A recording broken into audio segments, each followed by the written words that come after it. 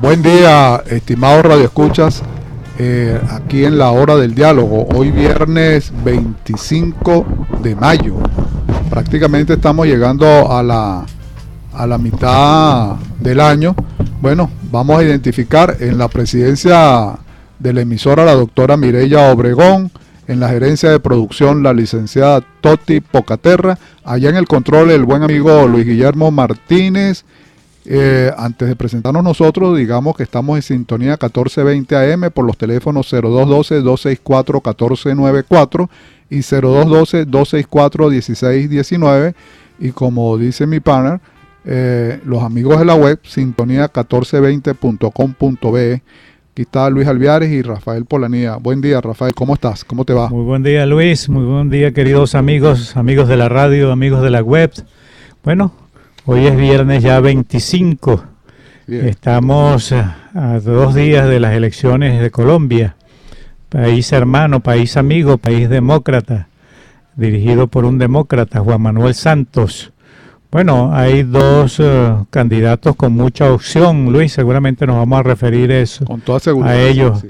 Hoy viernes y el domingo tenemos una transmisión directa desde Colombia para que los venezolanos y los colombianos que hacen vida aquí con nosotros, fortaleciendo la democracia en el país, puedan tener conocimientos directos de todas las ocurrencias, de todos los hechos que puedan suscitarse allá en la hermana República de Colombia. Hacemos voto porque la democracia salga fortalecida en ese hermano país, y hacemos votos también porque ese ilustre demócrata, hoy senador de la República, Iván Duque, pueda salir victorioso en la primera vuelta de esas elecciones democráticas en Colombia. Por cierto, fue amenazado de muerte, Luis. Bueno, y tenemos muchísimas noticias. Rafael Correa tuvo que ir a declarar, fue llamado a la embajada del Ecuador en Bélgica sobre el caso de Fernando Balsa, un ex diputado, un ex asambleísta que fue secuestrado en Colombia en el año 2012 y que fueron agentes del SENAIT, de la Secretaría de Inteligencia de Ecuador, sí, quien penetraron el territorio colombiano para secuestrar y traerlo preso. Entonces, bueno, Correa se lava las manos, es inocente, dice, no, yo me enteré por las redes sociales, no sé absolutamente nada de eso. Y bueno, la Fiscalía y el tribunal, la Corte ecuatoriana están contestes de todo lo que ha venido ocurriendo en ese año 2012, y creo que Rafael Correa tiene mucho que decir acerca de esto, y la cosa se le va a poner bien difícil. Y en Nicaragua, pues ya la gente le está dando 24 horas al presidente de allá, Daniel Ortega, para que abandone el país por la ruptura constitucional, por los asesinatos de casi 100 nicaragüenses y por su forma abrupta de gobernar, dándole la espalda al pueblo y sometiéndolo a un sufragio, digamos, a unas penalidades muy profundas. Todo eso lo vamos a analizar en el día de hoy, queridos amigos de la radio y amigos de la web. ¿Tú tienes otras noticias por ahí? Vamos a iniciar con eso, Luis. Seguro, cómo no. En verdad que ese abreboca que nos acabas de dar nos dio un paseo rápido por algunos países de nuestra región, sobre todo cuando toca el país hermano Ecuador.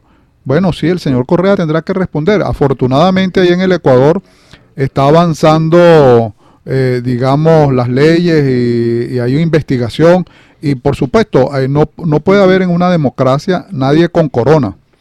Y esto indica que el señor Correa deberá responder por una cantidad de desaguisados que quedó después de 10 años de estar en el ejercicio del poder en esa hermana república. Y bueno, y eso es así, porque el gobernante tiene que demostrar que es transparente, y aparte de esto, debe estar presto a que lo investiguen. Y bueno, y eso ya lo decidirán los jueces, los fiscales, la investigación. Por otro lado, el caso de Nicaragua que tocaste, bueno, es un caso impresentable. Hay una violación permanente de derechos humanos, y siempre lo hemos dicho y lo vamos a reiterar, porque en eso particularmente creemos, y es en lo siguiente. Toda democracia se debe construir en base a la separación de poderes, la propiedad privada, la economía de mercado, la seguridad jurídica, el Estado de Derecho, la prensa libre, la alternabilidad. Esos son los ingredientes principales. Donde no hay eso, simplemente están de espaldas al proceso político democrático. El que pretenda permanecer indefinidamente en el poder, caso Ortega, Castro, el señor Chávez, ahora aquí sufriendo a Maduro, Evo, etcétera, lo tendrá que hacer por vías no democráticas, imponiéndose a la fuerza y por encima de la ley y la razón. Bueno, ahora, en el caso nuestro, ayer vimos yo diría, porque lo vamos a calificar de sainete. Sainete es una obra jocosa, teatral, que simplemente a veces es de mal gusto. Este es un sainete de mal gusto. Digo, el acto que hubo ayer de juramentación ante la Asamblea Nacional Constituyente, etcétera. Y esto me trae a colación dos artículos que están bien claros en la Constitución nuestra. Uno de ellos es el artículo 25, es corto.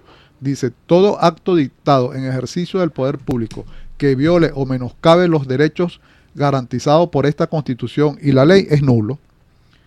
Y los funcionarios públicos y funcionarias públicas que lo ordenen o ejecuten incurren en responsabilidad penal, civil y administrativa según los casos que les sirvan de excusa y no les sirven de excusa órdenes superiores.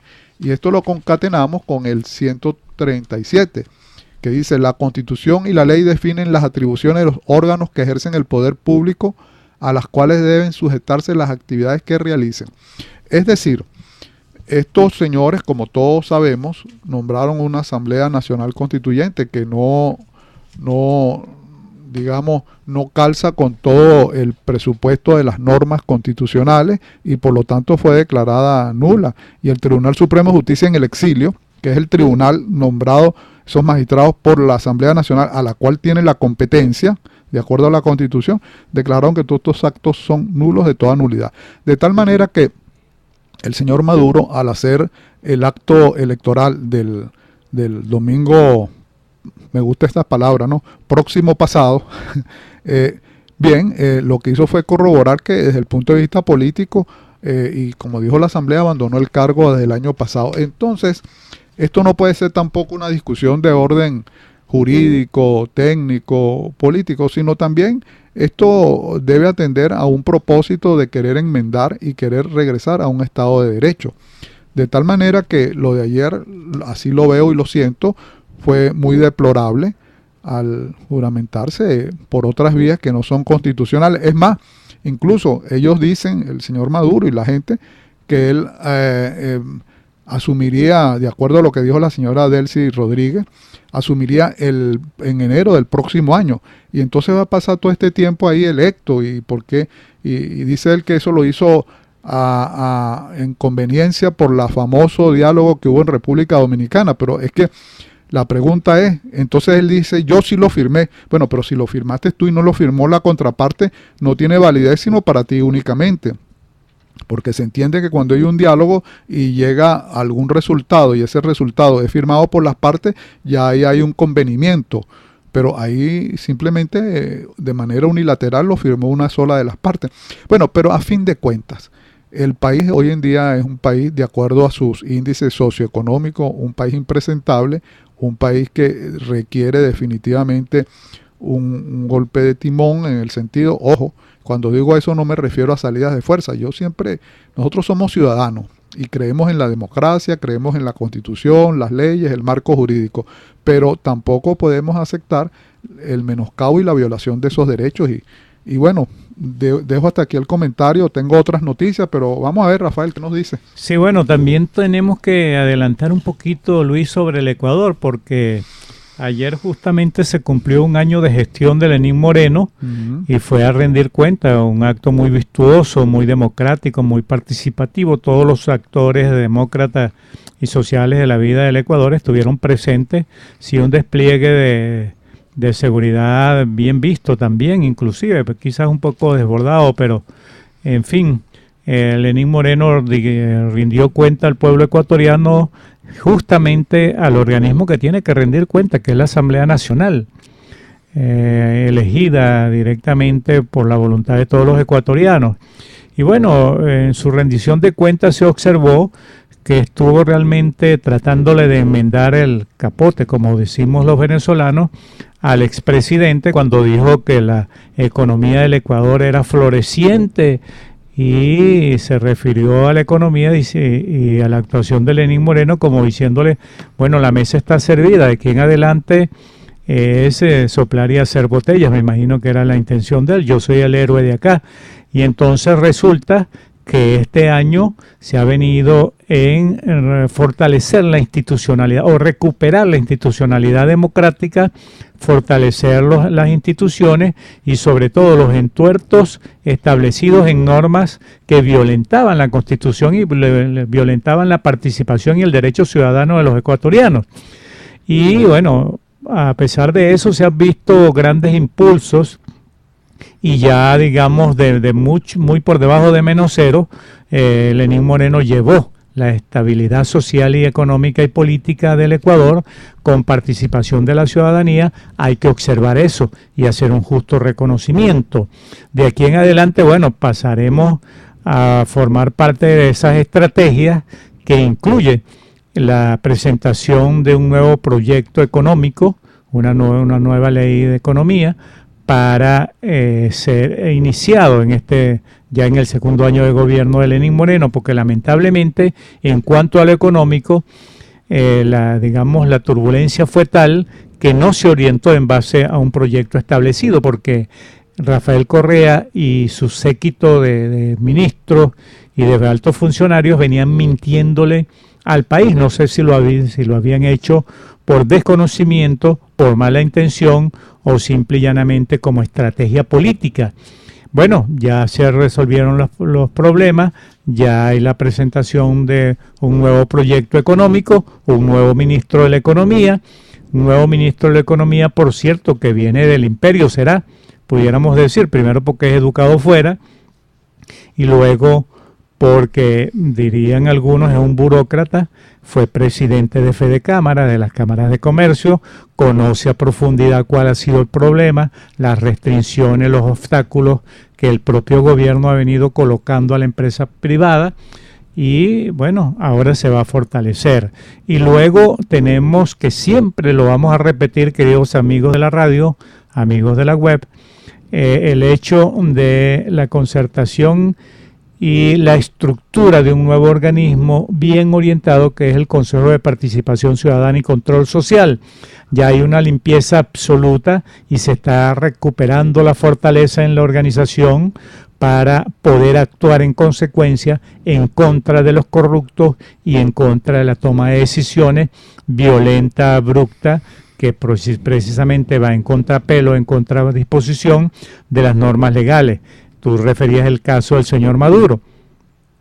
Cuando constitucionalmente, legalmente se establece que las elecciones para presidente de la República tienen que realizarse por lo menos con 6 meses de anticipación, para que los actores políticos puedan actuar, fortalecerse, establecer su estrategia para ir a esas elecciones y conformar el equipo de candidatos que va a ser presentado, inclusive el programa de gobierno. Aquí se violentó eso y se elige a un presidente de una manera abrupta, donde no participaron más de 4 millones de personas y bueno, con una abstención de más del 80%, que es una absoluta barbaridad, y podemos contarlo rapidito. Si la abstención que ellos presentan es del 51%, tú además tienes que sumarle a eso el 21%, el 21 y tanto por ciento que sacó Henry Falcón, más el 11% que sacó el otro candidato, el pastor, no sé cómo se llama.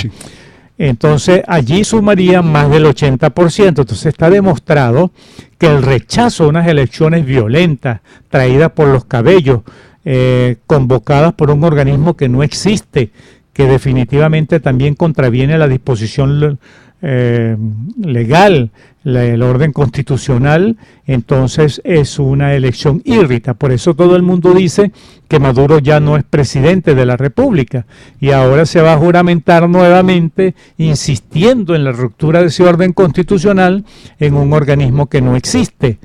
Entonces yo no entiendo esa manera de actuar. Luego se han tomado muchas decisiones democráticas, bien pensadas, bien sustentadas por el Departamento del Tesoro de los Estados Unidos y digamos el orden legal de los Estados Unidos, que es contra personas, ya alrededor de 70 altísimos funcionarios, hoy millonarios por cierto, con inversiones exorbitantes y con una vida de gastos dispendiosos que son hasta groseros a la opinión pública, a la terrible situación que vive el venezolano normal. Entonces, esas disposiciones que han tomado el gobierno de los Estados Unidos tienen que ser rebatidas por cada persona. Yo no he visto una sola persona que haya pedido a los Estados Unidos entrada para defenderse y presentar una argumentación para rebatir esas acusaciones de tráfico de droga, inclusive de lavado de dólares, y otra serie de cosas que atentan inclusive contra la estabilidad económica de los Estados Unidos y que siendo un país absolutamente democrático con su normativa legal tiene que actuar en defensa de sus conciudadanos. Si tú inviertes o depositas en cualquier banco de una ciudad norteamericana $1.000 millones, 500 millones de dólares, 100 millones de dólares, tú desestabilizas, por supuesto, digamos, el normal equilibrio económico que debe permanecer allí entre el gasto y la demanda de esa ciudad o de ese país, y ese país tiene pleno derecho también de defenderse. Por eso esas decisiones que han tomado son unipersonales. El que salga a la calle a decir las medidas del presidente de los Estados Unidos o del imperio contra el pueblo venezolano está mintiendo. ¿Qué tengo yo que ver con $1 en los Estados Unidos, por ejemplo? ¿Qué tengo yo que ver con en Brickell Avenue haya millonarios inversiones, apartamentos de 2 y 3 niveles, empresas multimillonarias, depósitos de multimillonarios? ¿Qué tenemos nosotros que ver? ¿Qué tiene el pueblo de San Fernando de Apure, del Alto Apure, de Arichuna, de que ver con eso? ¿Qué tiene la gente del Alto Orinoco en el Amazonas, en Maroa, ver con esos depósitos? Entonces, ¿por qué se excusan? Ni que fuéramos tan tontos los venezolanos para no saber que esta gente se ha apropiado de los recursos del Estado y ahora son millonarios que pretenden estabilizar, primero por 2 vías. El que lo haga por el tráfico de droga, llevando droga para perjudicar a esos países, y el otro producto de la terrible corrupción. En el Ecuador, gracias a Dios, se han tomado esas medidas, pero aquí no se han tomado ninguna medida. Entonces, el defensor del pueblo, el fiscal del Ministerio Público, ahora que hay 2 fiscales, una, la fiscal Luisa Ortega Díaz, que es la legítima, la que fue juramentada y tomó posesión en el organismo que le corresponde, y el otro para desestabilizar la maniobra política y entonces desestabilizar la acción de la justicia, nombran un fiscal general que es el Tarek El Aissami, Tarek William Saab, que uno no sabe ni el nombre ni de él ni del defensor del pueblo. Y ahora se agarran por los pelos y se convoca a unas elecciones presidenciales que el pueblo rechazó, repito, en más del 80%, no tenemos presidente y ahora se van a tomar decisiones afianzándose en el Tribunal Supremo de Justicia, que ya sabemos que también es ilegal, para entonces cerrar definitivamente las puertas de la Asamblea Nacional, hacer uso de los recursos del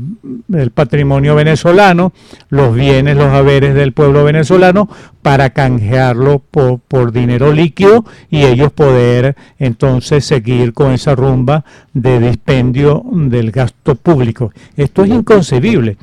Por cierto, para cerrar este comentario, un día antes de las elecciones, vimos al señor Nicolás Maduro en La Rinconada inaugurando un estadio de béisbol y conminó al ministro de Obras a que terminara eso en junio del 2019.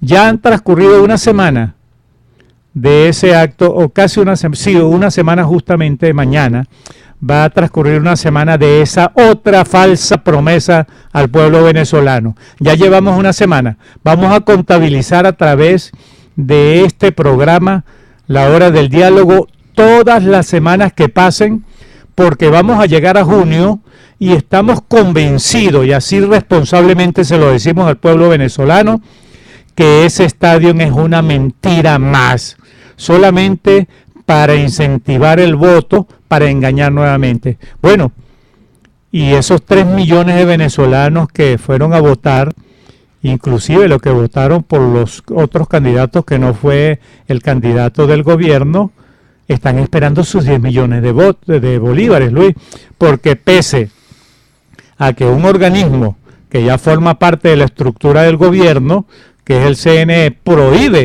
le prohibió tajantemente entregar ese dinero como parte de la trampa, de la estrategia, para burlar nuevamente a aquellos ilusos que fueron a votar por Maduro para recibir 10 millones de votos a través del carnet de la patria de bolívares. Entonces, lamentablemente, se quedaron allí esperando. Pero ellos están a la espera y algo tienen que cobrarle al señor Maduro de ese engaño. Ese fue un delito cometido, un delito establecido, porque cuando se produce la intencionalidad de cometer el delito, ya es el hecho punible consumado y debe actuar la administración de justicia. Si Maduro pretendió comprar el voto y ahora el CNE se lo prohíbe pagar, entonces allí hay un delito y alguien tiene que responder frente a esa violación de la normativa legal. En fin, vivimos realmente no en un gobierno democrático, no en un gobierno constitucional, sino en una turbulencia permanente que da vergüenza ajena cuando la gente, liderazgo internacional, se entera de los procederes de este gobierno, Luis. Bueno, Rafael, muy interesante tu comentario y voy a como en su hora del diálogo, estamos dialogando, pero fíjense, estimados radioescuchas, que nosotros dialogamos no por hacernos odas o por digamos de manera petulante, nosotros nos respetamos las opiniones. Quiero decir esto porque hay a veces programas que uno escucha en otras emisoras hermanas o amigas, caramba, que no se entiende porque es una conversación que se digamos enrevesa entre unos y otros. Pero dicho eso, que no lo digo porque yo escucho otras emisoras también, vengo al comentario que hace mi compañero Rafael y ciertamente voy a empezar por lo último. Todo esto es producto, ya lo hemos dicho, de la falta de un Estado de Derecho, de la falta de separación de poderes, de la falta de una prensa libre que oriente al ciudadano. Por ejemplo, yo debo decir, soy un fan de leer siempre Últimas Noticias, pero cuando que por cierto subió de precio también, que ese está en manos ¿cómo se llama?, de este señor constituyentista, Eleazar Díaz Rangel, ¿no? Bien, abro la Última Noticia y eso es lo malo de un medio impreso tan importante como es Última Noticia.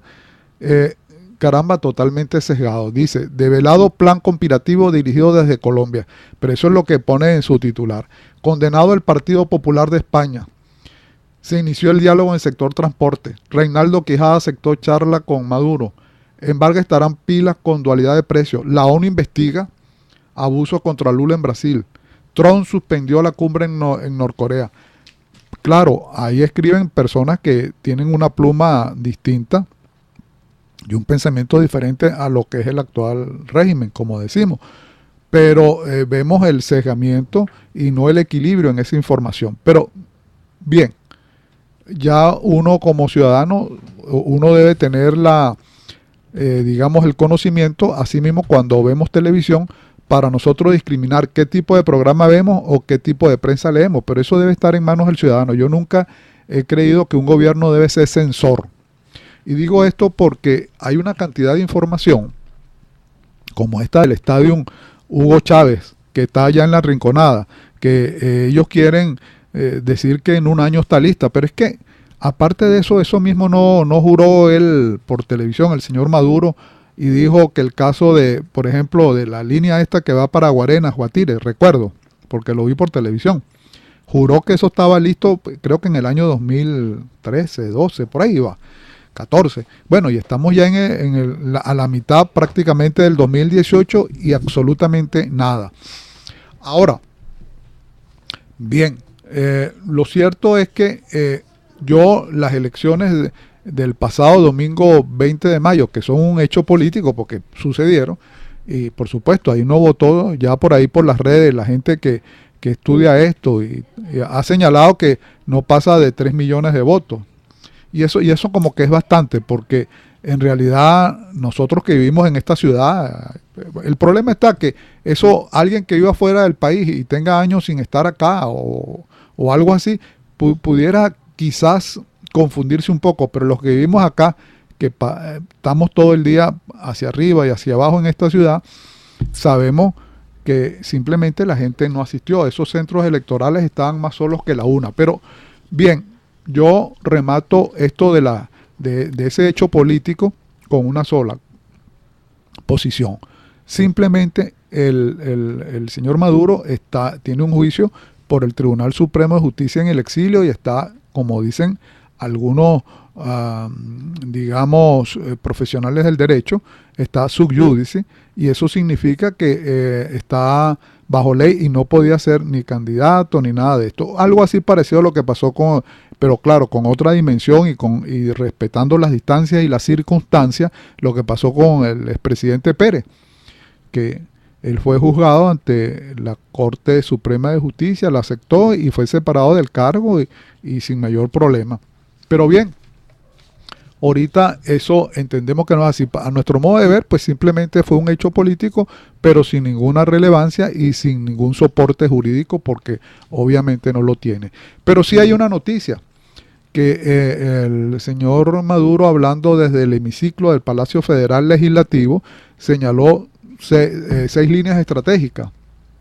Una de ellas, él vuelve a proponer el diálogo para la reconciliación y la pacificación entre los distintos sectores políticos, económicos y sociales del país. Es decir, llama al diálogo, quiere la paz, pero a la vez trata a los adversarios políticos como vendidos, como apátridas, como la derecha recalcitrante, el imperio, los traidores. Entonces, tú me llamas al diálogo y a la vez me ofendes, pues simplemente, y en manos de, en boca de él, ¿no? Dice en otra línea, vamos a avanzar en un acuerdo económico productivo para estabilizar la economía y para la recuperación del crecimiento económico. Cuando yo leo esto digo, bueno, pero es que estos señores parece que llegaron el mes pasado, chicos, al gobierno. Parece que van a cumplir 20 años ahora en febrero próximo. Es decir, 2 décadas prácticamente, y me vienen ahorita a decir que van a avanzar en un acuerdo productivo porque el gobierno, el modelo económico nuestro es rentista. Señores, descubrieron el agua tibia.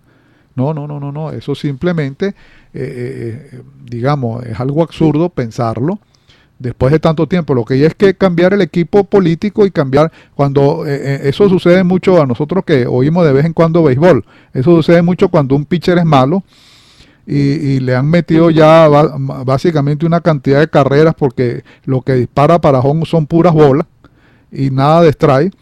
Bueno, entonces viene el manager y dice, bueno, vamos a cambiar el pitcher. Pues eso es lo que corresponde ahorita, cambiar el equipo ese. Señala en otra línea estratégica, lucha renovada y frontal contra la corrupción para el surgimiento de una nueva ética social. Caramba, que uno pierde aquí la capacidad de asombro, ¿verdad que sí? Me disculpan, estimados radioescuchas, pero es que esto, aparte de lo grave, uno deriva hacia lo jocoso. Bueno, ahí tienes el caso de Brecht. Mientras en la República Hermana del Ecuador, el que iba en la fórmula con Lenín Moreno, el señor Jorge Glass, está preso por estar ya sentenciado, pues que tuvo que ver con eso. Y lo que pasó, por ejemplo, en Perú con el expresidente Pedro Pablo Kuczynski, que dio lugar a que él se pusiera a un lado. Es decir, en otros países hay investigación, hay decisiones, y este señor nos dice aquí que va a una lucha frontal para hacer una nueva ética social. De verdad que uno pierde la capacidad de asombro. Esta otra línea dice, fortalecimiento y ampliación de los logros del sistema de protección social como el carnet de la patria y los comités locales Señor, un régimen que te dice que para alimentarte son las bolsitas de alimentos clave, un carnet, una cuestión. Bueno, eso es lo que denominan algunos el llamado control social. Y simplemente eso es absurdo y no debe darse, porque nosotros, ¿qué es lo que queremos? No que el gobierno nos esté dando una bolsita clave, que por cierto, allá en Colombia salió en la prensa, eso está documentado. Santos retuvo ya no sé cuántas toneladas, cuántas miles de cajas CLAP, porque tenían gorgojos y digamos, estaban en mal estado, y eso, y detrás de esto, según algunos, gente que sigue la pista de estos CLAP, bueno, están llenos de algún tipo de corrupción y eso lo venden a un precio y aquí lo venden a otro. Bueno, quién sabe cómo estará exactamente eso. Eso todo es presuntamente, porque son declaraciones que están en diversa prensa, en diversos medios. Bien, entonces no puede ser que el carnet de la patria y estos señores que se prestaron al sainete, me refiero al pastor Javier Bertucci, el mismo Henry Falcón, que después da unas declaraciones diciendo que no reconoce, como que si estuviese llegando nuevo, no entendiese en el proceso que estaba. Y el otro señor que permitió, el otro que compitió, Reinaldo Quijada, que él dice que él está dispuesto a conversar con el señor Maduro. Bueno, que converse, él no, por conversar creo que no hay problema. El punto está en que todo eso es simple y llanamente algo inexistente, no, sin basamento jurídico y nada más por la vía de los hechos. Que por eso es que esto del carnet de la patria es un tipo de control social para, de alguna manera, mantener sometido, intimidado. Todo el mundo sabe que en algunas partes, si tú no pasabas por los llamados puntos rojos, no te daban. Y que debo decir, eso de los 10 millones de bolívares, cuidado, porque el CNE es la oficina electoral de Miraflores. Cuidado si eso no es un juego a dos tiempos entre esos personajes. Tú haces eso y después yo te restringo aquí para que no pagues, ¿no? Pero bueno, no lo sé. El otro punto estratégico, promover la defensa de Venezuela y de las instituciones frente a las nuevas acciones de la derecha nacional e internacional. Yo este jueguito de izquierdas y derecha siempre pienso y me voy con alguna gente que ha opinado que eso es en la prehistoria política. Hoy en día o los países avanzan o progresan o simplemente se estancan. En el caso nuestro estamos estancados. Esto no es de derecha ni nada, chico. Esto es de que por aquí pasó en casi 20 años, Rafael, estimado Radio Escucha, cerca de $1 billón. Y eso hay que responderlo. Ese es producto, porque el manejo político y económico, sobre todo económico y financiero que tiene el país es culpa de los Estados Unidos. ¿Y quién maneja los puertos, los aeropuertos? ¿Quiénes endeudaron el país? ¿Quiénes expropiaron? ¿Quiénes sometieron al país a la posibilidad de demanda? Bueno, la gente que estaba en el ejercicio del poder. Son ellos los que tienen que responder en este fracaso. Y por último, dice en las líneas estratégicas, continuar ratificando el socialismo en favor del bienestar del pueblo de Venezuela. Socialismo, capitalismo. Señores, simple y llanamente, sin ser economista, ojalá fuésemos así, de gran calado y con obra escrita, simplemente el ABC, en un país donde no hay producción, y para que haya producción tiene que haber inversión, en un país donde si no hay producción, obviamente no hay nada que distribuir, porque eso hay que pagarlo, y pagarlo no en bolívares devaluados, hay que pagarlo en dólares a los proveedores.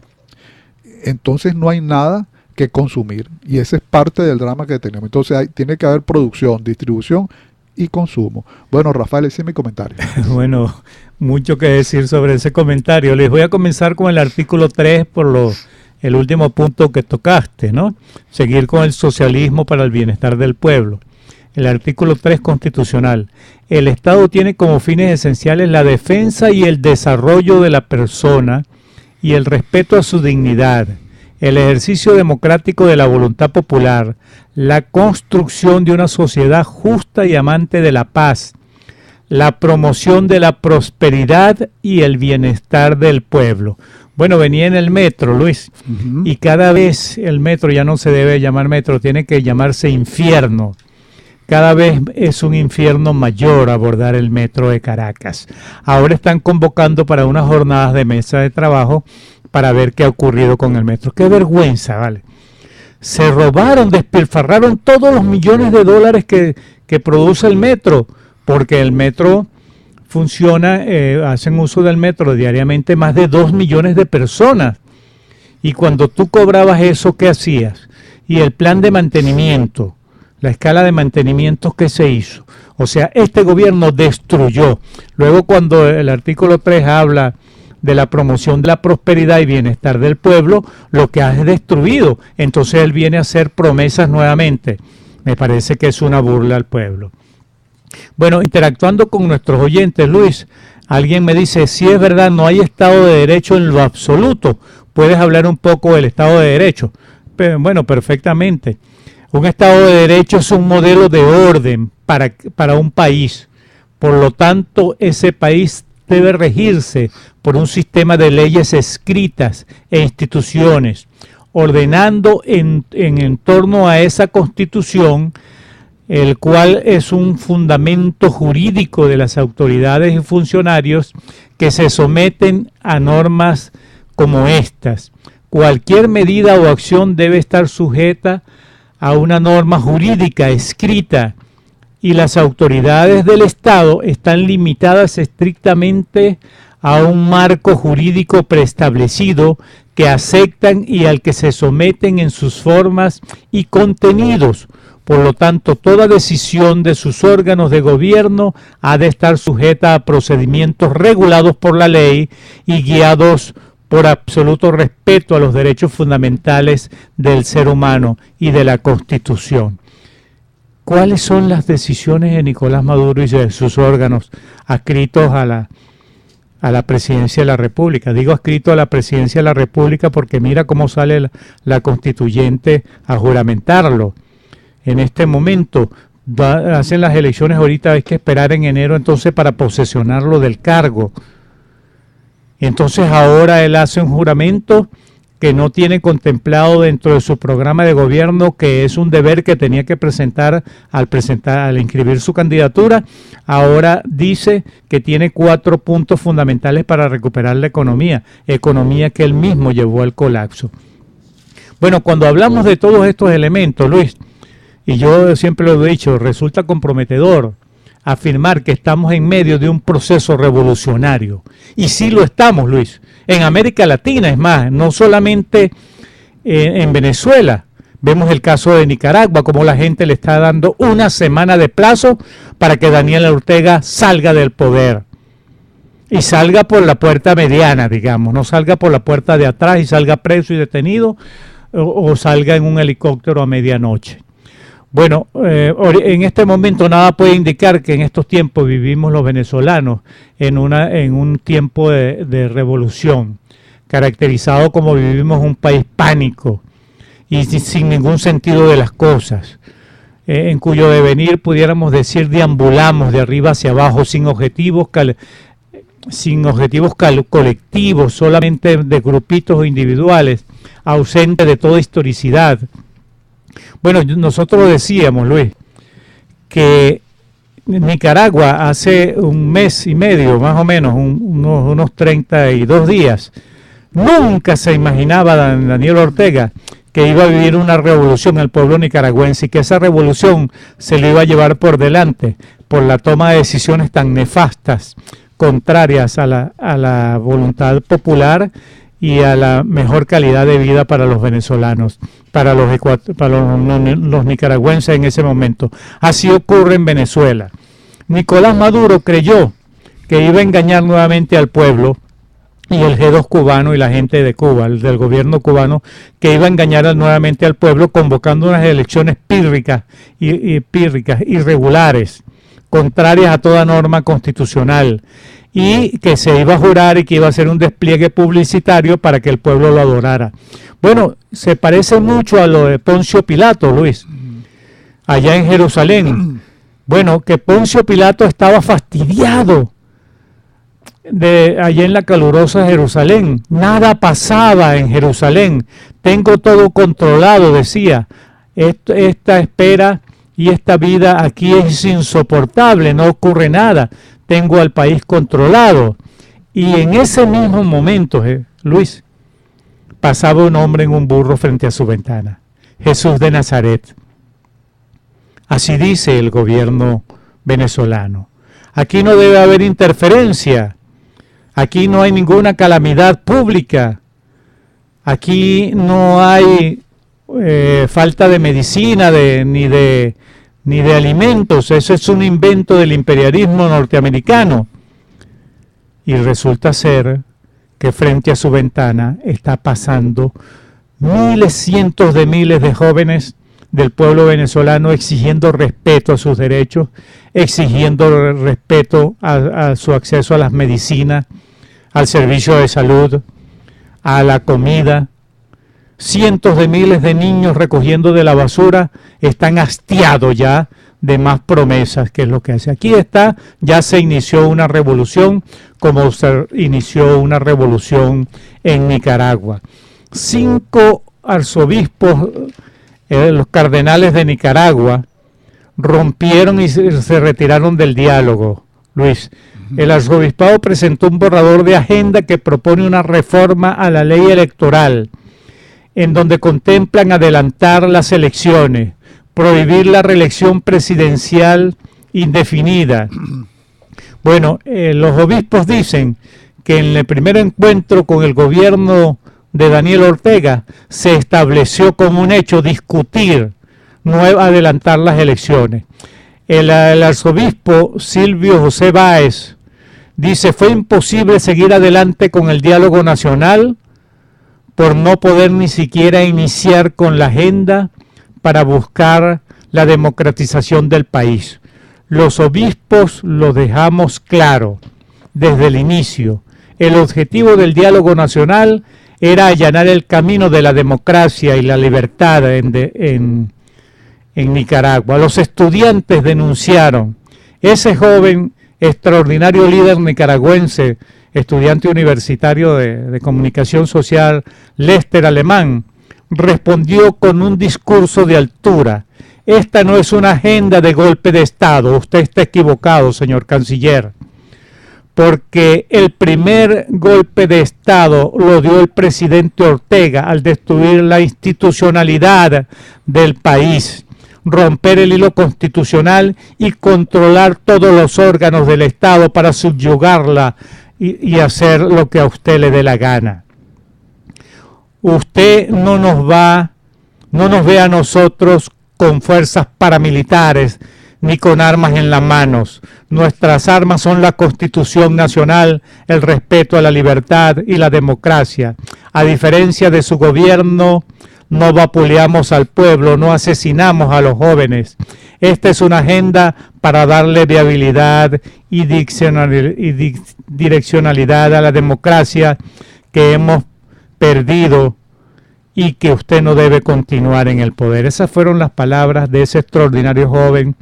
Muchos jóvenes como los venezolanos, Luis, los líderes universitarios. Lester Alemán lo dijo, y el gremio obrero, el gremio campesino, le dan a Daniel Ortega una semana para dejar el país y entonces ocuparse de restaurar el hilo constitucional e implementar elementos democráticos a través de un gobierno de transición que garantice al pueblo la continuidad y el fortalecimiento de los derechos y los deberes de todos los nicaragüenses, sobre todo los derechos humanos y los derechos políticos, Luis. Bueno, claro, Rafael, está bien claro que digamos, en la región ya vienen quedando pocos países, como el caso de Nicaragua, el caso de Cuba, que es un caso emblemático en cuanto a la dictadura y digamos el gobierno sátrapa de los hermanos Castro ha sido algo, digamos, de vieja data, 6 décadas mantenido ahí, comparado quizás con lo de Somoza allá en Nicaragua mismo, o quizás con lo de Alfredo Stroessner allá en Paraguay, porque al final de cuentas esta gente totalitaria, digamos que sojuzgan y se mantienen en el poder simplemente fuera de la ley y de la racionalidad. Pero el esquema político está bien claro, es decir, nosotros sufrimos en la región, claro, cada vez disminuido, pero sufrimos en la región un excesivo presidencialismo. ¿Y por qué decimos esto? Porque nosotros hasta hace poco, ha venido cambiando, claro está, pero hasta hace poco teníamos trabajaban como una especie de club de amigos. El señor Lula, los Kirchner, Correa, Evo, Chávez acá, ahora Maduro, el del señor Daniel Ortega de Nicaragua, el de Cuba. Pero bueno, a fin de cuentas es porque ese excesivo presidencialismo hace que el poder esté, digamos, amarrado en manos de un grupo que secuestran los poderes públicos, y como decíamos al principio, donde no hay libertad de prensa, donde no hay separación de poderes, en donde no se mantiene, digamos, la alternabilidad democrática que es necesaria, bueno, se van cometiendo todo este tipo de abusos, y los señores que malgobiernan estos países se sienten altamente poderosos. Y quizás esto fue en un momento dado bastante alto, pero ahorita viene disminuyendo, y vemos, por ejemplo, que son pocos los países que ya reconocen y se hermanan frente a este tipo de situación. Por ejemplo, a nivel de la región, los únicos países que han reconocido lo del 20 de mayo, aquí lo del domingo pasado, ha sido obviamente Bolivia, con Evo, el señor Serén allá en Salvador, el de Cuba, obviamente, y creo que no hay otro por ahí, a excepción de, bueno, y fuera del continente, obviamente Rusia, China, el señor de Turquía, Erdogan, son los países que pueden reconocer esto acá, pero definitivamente aquí en la región, el del acuerdo, los países del Acuerdo de Lima y la gran totalidad de los países democráticos, obviamente no reconocen este proceso que se está dando acá. Pero bien, nosotros debemos entender que lo que es, aparte del presidencialismo y todo esto, lo que es la desesperanza, el desánimo, la desesperación, la depresión colectiva, sumadas al populismo, es lo básico para mantenerse en el poder.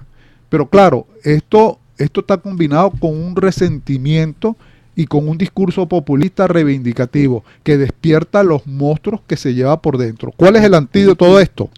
Reforzar los valores y principios de la ciudadanía, al terminar el capital social productivo, no mantener ese movimiento, digamos, de desesperación, de sojuzgamiento, de desánimo, porque es allí el caldo de cultivo para mantenerse, y eso es un poco lo que explica que, claro, entendemos que socialmente así es el comportamiento, la gente frente a los problemas de hiperinflación, de inseguridad, el acorralamiento que hay, no le queda otro camino sino salir en lo que se denomina la diáspora o el éxodo hacia Colombia. Entonces ya los problemas de Venezuela no son específicamente de Venezuela, son de la región, y por eso es que el propósito de tener una democracia auténtica, verdadera, exacta, pasa por el ojo de respetar los valores y los derechos humanos. Bien, Luis, quería ya finalizando el programa referirme nuevamente a Nicaragua, porque es muy loable y hay que reconocer la actitud valiente, patriótica, bueno, y democrática que ha asumido el ejército nicaragüense, Luis, cuando dice que no va a sustentar más el ataque a la sociedad civil nicaragüense. El general Manuel Guevara, que es el portavoz del ejército nicaragüense, dijo: somos las mismas personas, somos el mismo pueblo, pero en uniforme. Estamos trabajando para el pueblo. Por lo tanto, no vamos a reprimir.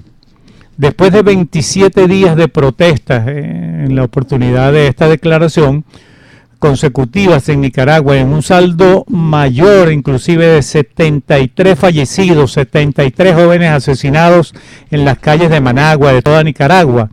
El ejército decidió distanciarse de las represiones orquestadas por el presidente Daniel Ortega.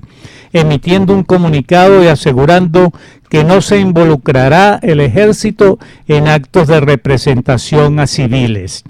Por cierto, que esto tuvo una connotación muy importante en los políticos y en la vida ciudadana. Es lo mejor que pueden hacer los militares, quedarse atentos en sus cuarteles, así lo comentó la presidenta del partido político nicaragüense de oposición, Movimiento Renovador Sandinista, que es un movimiento extraordinario que se le fue a los sandinistas, se le fue a Daniel Ortega y constituyeron ese Movimiento Renovador Sandinista. Así tienen que ser los chavistas, conformar un movimiento renovador chavista sería. Suyén Bajana, resaltando de que en el pasado el ejército ha sido responsable de crímenes atroces, pero que en esta ocasión da señales de que están distanciados con el gobierno, están respetando la Constitución y están asumiendo su responsabilidad frente al país y frente al mundo y sobre todo frente a la historia. Es decir, el ejército y la Fuerza Armada nicaragüense le dio la espalda al tirano.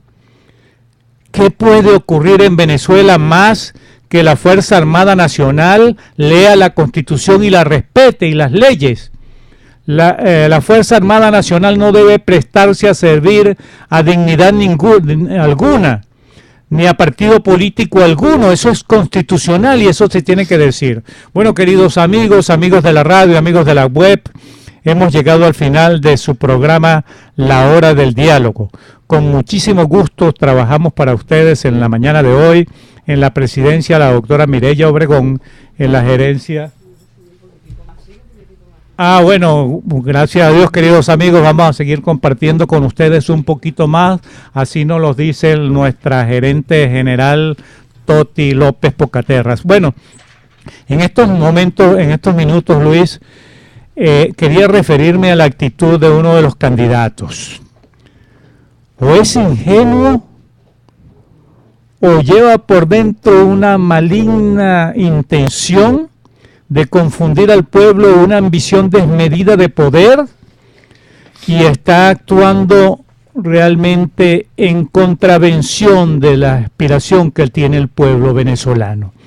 El señor Bertucci, creo que se le llama pastor, pero para llegar a ser pastor de Dios hay que llenar muchos requisitos, sobre todo no tener apetencias personales y mucho menos buscar la presidencia de un país para solamente saciar la desmedida aspiración de un grupo o de una persona. Por cierto, que él creo que fue citado por los Panama Papers, por tener supuestamente depósitos en paraísos fiscales y por otras cosas, porque es también un comerciante, es un empresario. Lamentablemente, él se reunió con Nicolás Maduro y salió dando gritos de victoria cuando dice: solicité la libertad a 3 o 4 o 5 o 10 presos políticos. Puse como condición que tenía que abrirse un canal humanitario. El canal humanitario, señor ex candidato, es un mandato constitucional. Está establecido allí. No necesitamos intermediarios para que el señor presidente de la República admita que el pueblo está desesperado y que están muriendo por falta de medicamentos y por falta de alimentos. Y granjearse un triunfo político porque se va a soltar 3 presos políticos es realmente inaceptable. Por eso, o son todos los presos políticos libres, libertad absoluta en todos los sentidos, libertad política y libertad de acción ciudadana, o no es ninguno, porque así tiene que ser. Bueno, queridos amigos, nos despedimos realmente en la mañana de hoy. Hemos con mucho gusto trabajado para ustedes en la presidencia Mireya Obregón, en la gerencia general Toti López Pocaterra, en los controles Luis Guillermo Martínez, y my partner Luis Alviares y Rafael Polanía, certificado de locución 42.222 de la Universidad Central de Venezuela. Hasta el próximo domingo a las 3 de la tarde en la hora de